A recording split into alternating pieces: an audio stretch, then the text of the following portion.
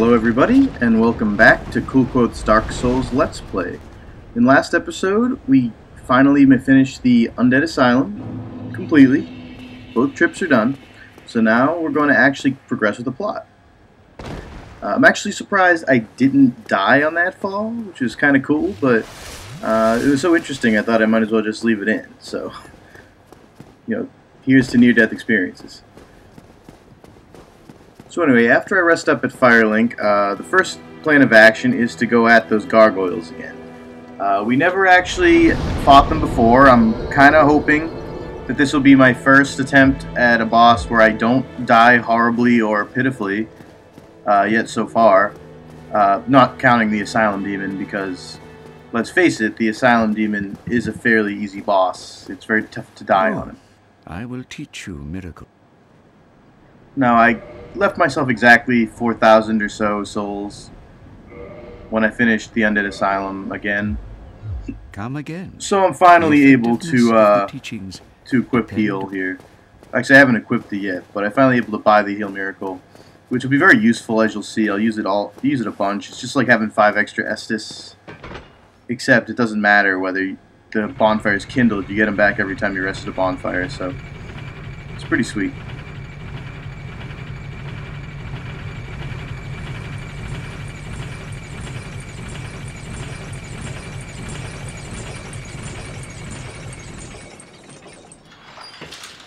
But yeah, the first plan of action here before we actually try to fight the boss is to rest at a bonfire a little closer. So I'm gonna move down here to where Andre is and repair at Andre, though I'll do that off camera here. But yeah, so basically, if I do die, which at this point I feel is almost inevitable, I won't have to run back very much farther. And if I don't die, which would be very nice, then, worst case scenario, I can use a homeward bone to get back here and be able to continue with the rest of this play afterwards, so I wouldn't have to go all the way back to Firelink Shrine, which would be very cool. So anyway, I am going to repair, and then after that I will end up going back to the gargoyles, and hopefully this repair doesn't cost that much. The Drake Sword was like a lot of souls there. I think it was like 200 souls, but that's purely because I used that Drake stun on our friend the Elite Knight in Undead Asylum. That does like, I think it's like 10% for every 2 times you use it for like durability damage or something like ridiculous like that. So that's why my durability is pretty low on that weapon. But the other ones are all fairly cheap, even though it's like the first time I've really ever repaired.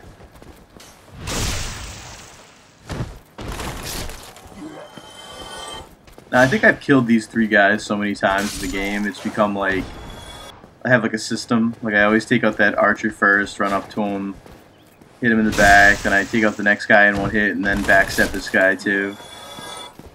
You're gonna see me do it a bunch of times, I'm sure, unless I decide to edit some of them out. Alright, but anyway, this is one of the more dangerous parts of the game, and there's multiple ways you can do it. You can try to snipe the channeler. He usually won't react if you shoot him from far enough away. He'll just stand there and you can keep hitting him in the head until he dies. He doesn't have that much health, so it's not ridiculous. Or you could do what I'm doing right now, just as an experiment. I didn't even know if this would work. And I shot one of the zombies, one of the zombie minions, and they all aggroed. And they all jumped down. But I have to stay back here because I don't want to aggro the Balder Knight or the channeler. I want to fight all these guys, all like 10 of them, on my own. I thought of the fireball a little too late here. That would have been a great move for like you see right here when there's like 3 of them all together, because the area of effect would have killed them all in like 1 hit. But I waited till they were all surrounding me, and then after that I basically had no choice but to go to town on these guys with the Drake Sword. I almost died, actually. I'm getting way more use out of the blue Tearstone ring than I ever imagined that I could get. I mean, I have no way of knowing whether I would have died if it wasn't for the ring, but I know at least, that time when the channeler almost sniped me, it saved my life that time. So anyway, now don't be fooled when you run up the stairs and just because you took out the zombie minions. This guy is lying in wait for you, and this is a really annoying place to fight this guy, especially with the way your sword swings. It often will just hit a wall. If you have a rapier or a spear, perfect place to use it against that guy. He'll usually go down in a few hits. Now, without the zombies, the channeler is pretty much useless. He hits like a truck if you actually get hit by his magic, but it's very easy to dodge. You can just get like a wall in between it. And then, honestly, a couple hits. I think I hit him twice. There's the second hit right there, and then he goes down. That's it. 2 hits. So yeah, he's not that hard. And the cool thing is he doesn't respawn. The zombies will respawn if you die and come back, but he will not. So you never have to worry about getting sniped by him again. Now I'm going to show you an area you don't actually have to go to in order to fight the gargoyles, but I will find a rather interesting NPC that I'll tell you about a little more when we get to him. Basically, you just run up here, and you're going to notice a very peculiar-looking wooden planked door that's like kind of falling apart. You knock it down like I just did. You run up the stairs, and you find this thing. And you know that mystery key we found outside the Undead Parish? You can actually use it here to open this guy's cell. This guy's kind of a creep, and I'll let him tell his story a little bit here. Thank you. Yes, I am Knight Lautrec of Karim. I truly appreciate this, and I guarantee a reward. Only later. Yeah, the reward he's talking about is he's going to kill the Firekeeper at Firelink Shrine, steal her Firekeeper soul, and make off with it, so you can no longer use Firelink Shrine anymore.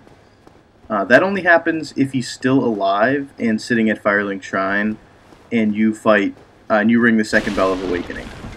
I don't plan to let him do that, or at least I'm not sure if I want to. The first time I played the game, I didn't. I just killed him right here, fought him. You get a pretty good ring of divine like favor and protection, and he doesn't kill the Firekeeper at all if you kill him beforehand. But if you let him kill the Firekeeper, he will actually, you can actually track him down in Anor Londo as an NPC invader, and you can kill him there, get his entire armor set, and get the Firekeeper soul back, with which you can revive the Firekeeper. So I'm not sure which one I'll do. But for now, we're just about to see the boss cutscene and then fight the gargoyles.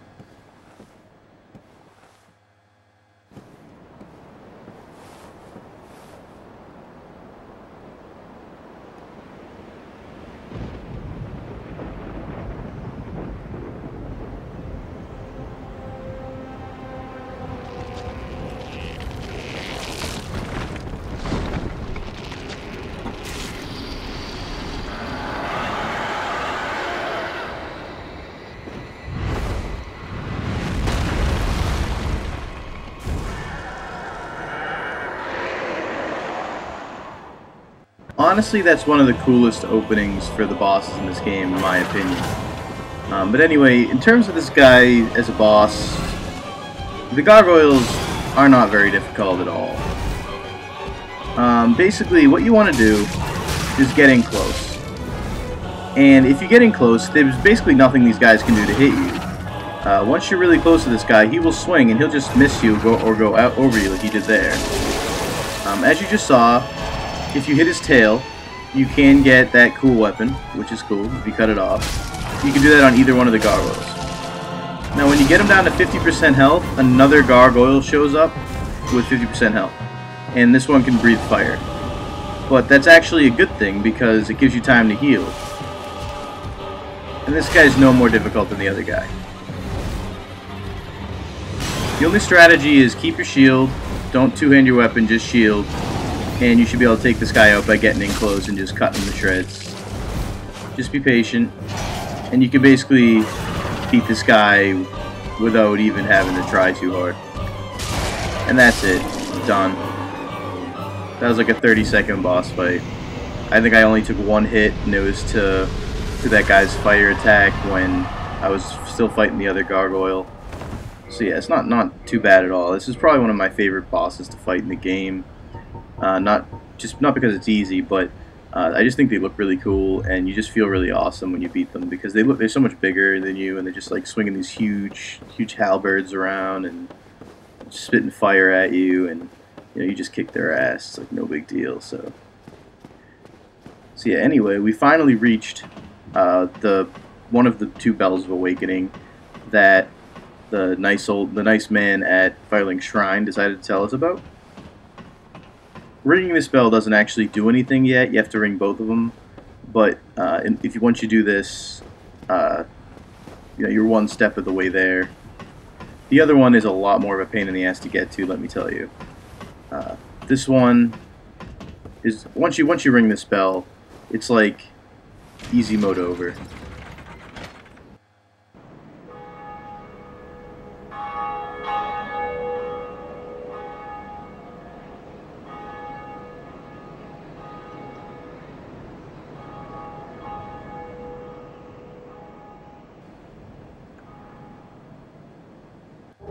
And we get a homeward bone. How convenient. So yeah, at this point in the game, it's like easy mode over, as I was saying. Everything else from this point on, there's going to be something annoying or difficult about it. They kind of make it a little easy to get to this point in the game to fight these gargoyles. And the gargoyles are kind of like your first real challenge if you're playing the game for the first time. They don't, I mean, obviously that doesn't include the Asylum Demon, because they don't really expect you to get to the Asylum Demon this quickly. I just decided to go back to the Undead Asylum really early, just for the sake of doing it, just to get it out of the way. But at this point, they don't really give you any direction on where to go. It's just like, alright, well, I got the bell, what else do I do? And you're going to actually see the next area in the next video. This one, I'm actually just going to tie up a few loose ends before this video finishes. But the next area is actually the lower Undead Burg, and we're actually going to go from there further into the depths and then into Blighttown. And Blighttown is where we're going to find the next Bell of Awakening. But they don't make the entrance obvious. It's a door that's locked that we already passed. It's near where we found the Knight Solaire. But basically, that area is where it turns boys into men. The boss there, there is a trick for beating him fairly easily, but I've heard so many horror stories about that guy. The boss is the Capper Demon. Oh, that's a nice little parry there, huh? And the Capper Demon has these two little dogs with him, and it's a very enclosed area. And it's just, it's a difficult fight. Alright, now you're probably going to wonder why I just ran off the edge. When I play on my TV with the components, it's actually really dark. And for some reason when I was doing this, I thought I was at, like, the end here, where I, to go to the next area, and I ran off the edge thinking I was, like, running on the path. It was not my proudest moment. But, if you wonder why I do some things in these games that don't seem to make sense, or if I walk into walls, like right there, it's because just the darkness on my game is really high. Even if I push the brightness up, this game's still really dark just because of the way my TV is and the way the component cables are. I'm used to playing this game in HD, and having to use the components to record makes it a little different. So just keep that in mind. And I'll try to keep most of those hilarious deaths in there, because I'm sure they're funny to watch.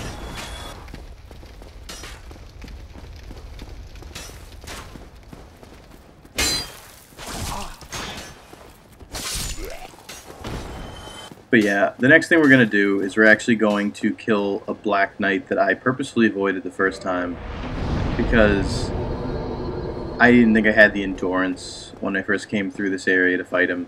Because, you take one hit up with this guy, he has a great sword, take one hit from this guy, and you're fucked. Now, let's see if you notice the mistake I made when I ran up here to pull this guy. I forgot to actually kill the undead. And there he is, he followed me up the stairs, and now I am completely trapped. And when I saw that guy, I was just like, holy shit, I am fucked. So anyway, this time I was not going to take any chances, and I just crushed him. But anyway, this is probably one of the weirdest things I've ever seen in Dark Souls so far, is right here. And basically, I run up this tower, and I go to pull him, and I'm running down, and I wait at the bottom for a while. And I'm thinking, alright, as soon as I see him, I'll run out to where the bonfire is, we'll fight him out there.